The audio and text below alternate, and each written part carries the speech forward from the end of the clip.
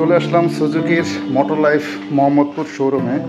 এখানে আসার পরই যেটা চোখ পড়লো সেটা হচ্ছে জিক্সার 250। মানে ভাই বিশ্বাস করবেন না আপনারা, যদি আপনি আগের জিক্সার 155-এর কথা ভাবেন তাহলে ভুল ভাববেন। এইটার টোটাল ডেকোরেশন দেখতে অনেকটা একই রকম হলো, এটার সাইজ কিন্তু অনেক বড় এবং আপনার মানে দেখলেই মনে হয় যে একটা হায়ার সিসি। আপনারা দেখেন এটা কিন্তু অনেক বড় সাইজ, মানে আগের জিক্সার এসএফ থেকে আমি মনে করি এটা অনেক বড় সাইজ। আপনি সামনের চাকা দেখেন 110 আর পিছনে হচ্ছে 150, 60, 17। এটা কিন্তু 150, 70, 17 না, এটা কিন্তু 150, 60, 17। সামনে ডিস্ক হচ্ছে 300 mm ডিস্ক এবং ডুয়েল চ্যানেল ABS, মানে ব্রেকটা মাখন হবে এক কথায়। সুন্দর একবারে, কালারগুলো মানে যথেষ্ট সুন্দর। এটা হচ্ছে জিক্সারের নেকেড ভার্সনটা, জোস।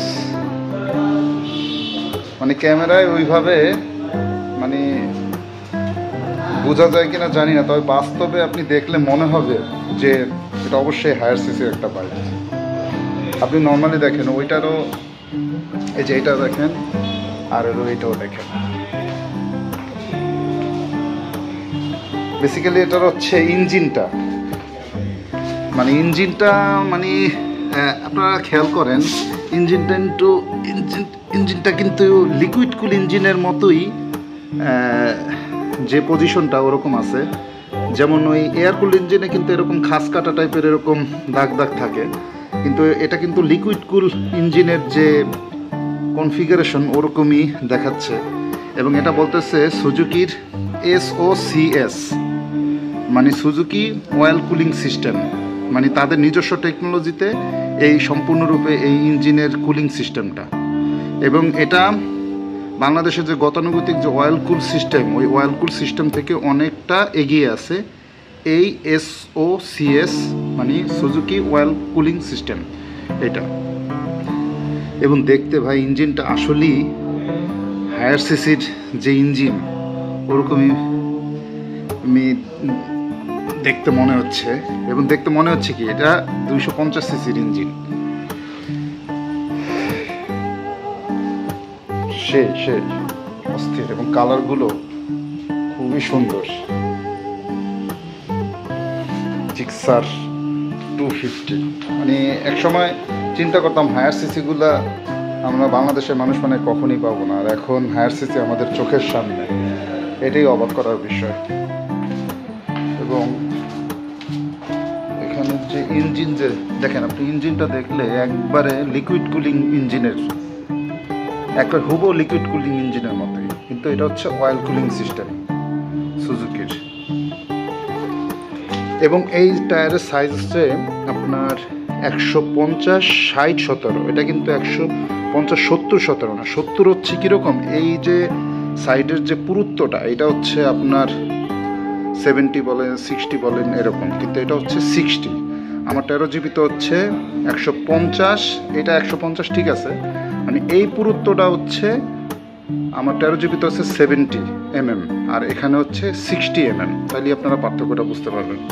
আর এটা কিন্তু ডুয়েল চ্যানেল ABS, এবং একজস্ট নোটটাও কিন্তু একটু আলাদা। এইটা প্রাইস আমি মনে করি যদি 3.5 লাখ এবং এসএফটা যদি 4 লাখ থাকতো তাহলে একটা বেস্ট প্যাকেজ হইতো।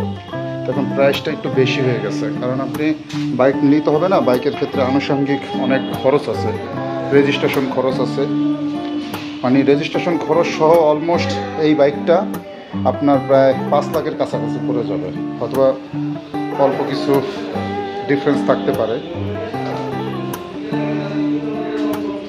জোস, মানে ব্যাটারি হয়তো বা ইনস্টল করা নেই।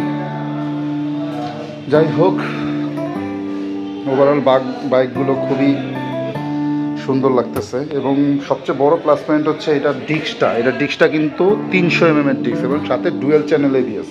আপনার বাইকে যতটা না পাওয়ারফুল দিয়েছে এবং ব্রেকিং সিস্টেমটাও খুব ভালো দিয়েছে। এবং এখানে আপনার এই জিনিসটা খুবই সুন্দর, এটা হচ্ছে শকআপ অ্যাবজর্বারের যে অয়েল সিলটা প্রোটেক্ট করার জন্য যে ব্যবস্থাটা ওটা রাখা হয়েছে, এবং এটার সাইজটা আরও মোটা মোটা মনে হচ্ছে।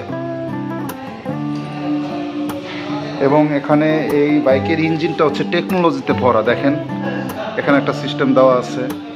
এবং এটার একটা অবাক করা বিষয় হচ্ছে, সারা জীবন দেখলাম বাইকের যে কুলিং সিস্টেমটা বা অয়েল কুল বা লিকুইড কুলের যে রেডিয়েটরটা এইভাবে থাকে, এখানে থাকে, কিন্তু এটা রেডিয়েটর দেওয়া হয়েছে একবারে সাইড প্যানেলে এখানে। এটা একটু আমার উইয়ার্ড লাগছে, কারণ এটা একটু সোজাসুজি এইভাবে যদি থাকতো তাহলে দেখতে আর একটু ভালো লাগতো, এবং এটা সাইডে দেওয়া হয়েছে। আর সুন্দর, বাইকটা একবারে পারফেক্ট।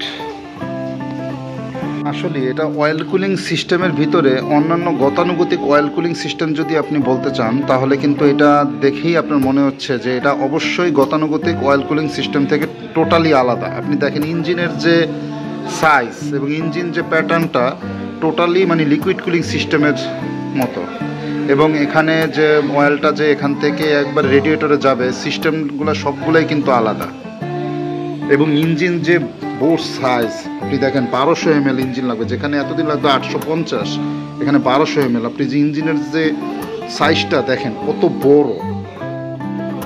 এবং মোট কথা হলো এটা একটা কমপ্লিট প্যাকেজ, একবারে কমপ্লিট প্যাকেজ। কারণ আপনি সামনে চাকা 110, পিছনে 150, ডুয়েল চ্যানেল ABS, এবং জিক্সারের তো থ্রোটল আপনারা জানেন, যে রাইড না করছে সে কোনো দিন বুঝবে না। জিক্সারের থ্রোটল আগের 155 সিসির থ্রোটলই সেই ছিল, এখন জিনিসটা হবে পুরাই মাখন। বাংলাদেশে এখন যদি রেডি পিক আপের বাইক বলা যায় সবচেয়ে দ্রুতগামী, মানে আপনার ইজিলি 150 তুলতে পারবে সবার প্রথমে এই জিক্সার 250। আপনার N250 বলেন, আপনি পালসার RS বলেন, তারপর কারিজমা 210 বলেন, বাংলাদেশে যত 200 সিসির বাইক ঢুকছে সবচেয়ে দ্রুতগামী বাইক হচ্ছে এই জিক্সার 250 এবং জিক্সার SF 250। দুইটার ইঞ্জিনই সেম, জাস্ট এটা কিট আর এটা হলো নেকেড ভার্সন। এবং এটা একটু বড় লাগে, সাইজও বড় লাগে, কেননা আপনার ইঞ্জিনটাও বড়, তো এই কারণে সাইজও বড় লাগে। ওভারঅল যাই হোক, সবাই ভালো থাকবেন। আমি এখন আছি বর্তমানে মোটোলাইফ শোরুমের ভিতরেই। এই হচ্ছে বাস স্ট্যান্ড, আর এখানে হচ্ছে জিক্সারের যে আগের যে ভার্সনগুলো 155 সিসির ওই বাইকগুলো এখানে আছে। এবং এদের শোরুমটার আগে কার্যকলাপ নিচে হতো, এখন দোতলায়। আপনারা যখন আসবেন একবারে সরাসরি দোতলায় আপনারা এসে ওদের শোরুমটা দেখতে পারবেন।